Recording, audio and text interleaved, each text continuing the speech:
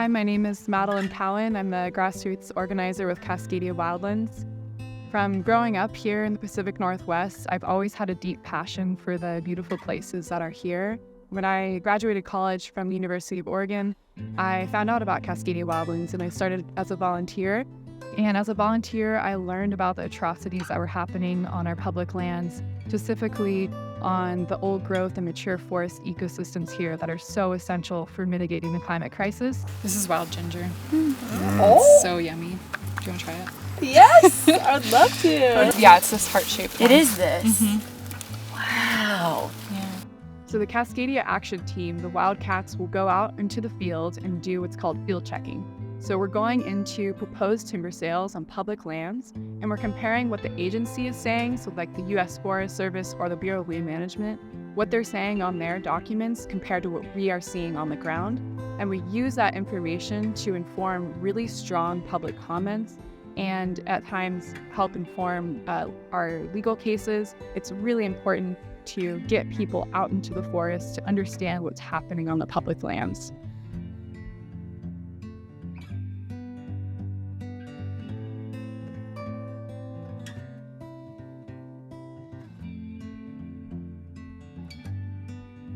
So we're doing the best we can to tell that story so that we can be really informed about what's going on and what we feel is the best for that forest to thrive.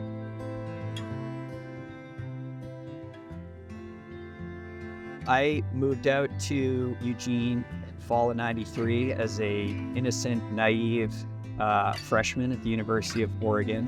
And it was shortly after that that I saw flyers around campus talking about lawless logging proposed in our, national forest to the east and west of town. Trees 6 foot, 7 foot, 8 feet wide were being logged. Without the recourse of law or public input, our only tactic that we had available was direct action. And we were a ragtag group of students, community organizers, business owners that drew a line in the sand and said enough is enough, and we're literally blocking logging roads up in the Willamette National Forest on remaining patches of old growth forest just west of town on Bureau of Land Management lands.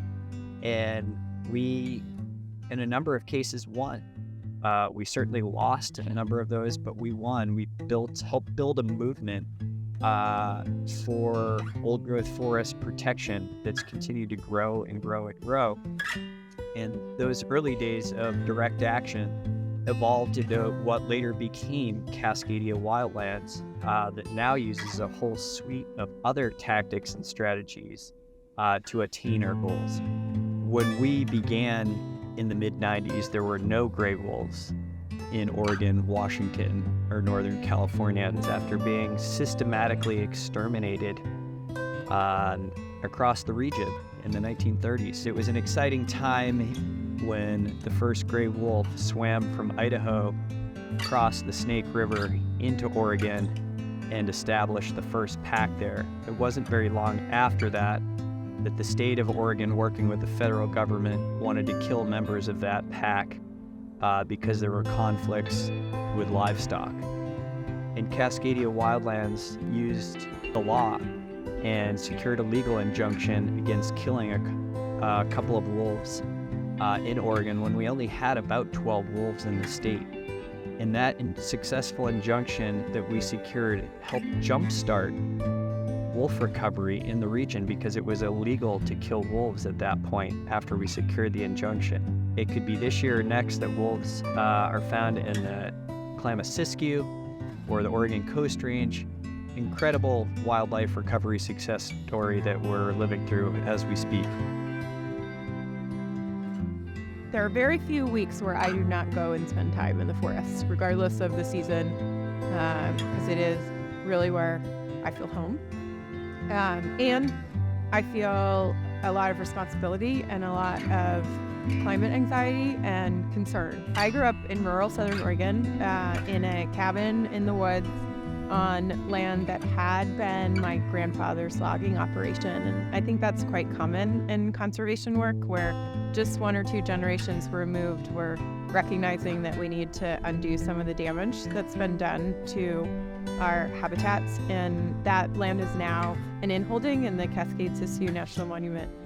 So as conservation director, I oversee all of our conservation work, which is a wide range of projects, and I am lead on our wildlife advocacy, on our state policy work and state legislative work for Oregon, and in much of our federal policy work, usually pertaining to threatened and endangered species. We have increasingly worked on climate issues as well, because they are part and parcel of the forest defense work, and our wildlife work has everything to do as well with our core mission of protecting these rare and disappearing habitats.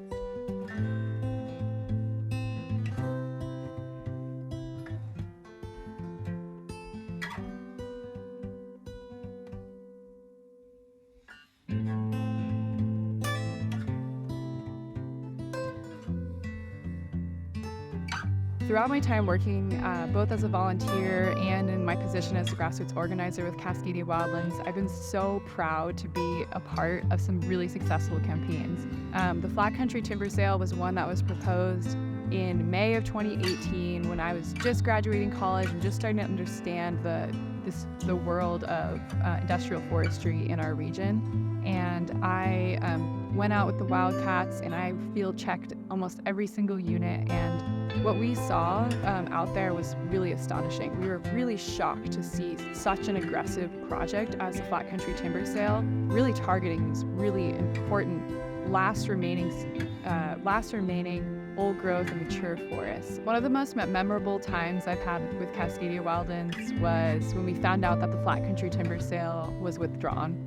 This was so exciting to hear because so many people in our community and regionally have been fighting against this sale for years. It really feeds my fire for really wanting to work here for longer and to grow this community and forest climate defense movement. Cascadia Wildlands would be unable to achieve the goals that we set out to achieve without the backing of our supporters. Our donors sustain all of our work that we do to keep it wild in our region. Every dollar that's donated to Cascadia Wildlands goes directly to our work in the forests, in the courts, in the streets. Without our supporter base, both individually, foundation supporters, business supporters, we'd be unable to achieve what we do. And for that, we're really grateful.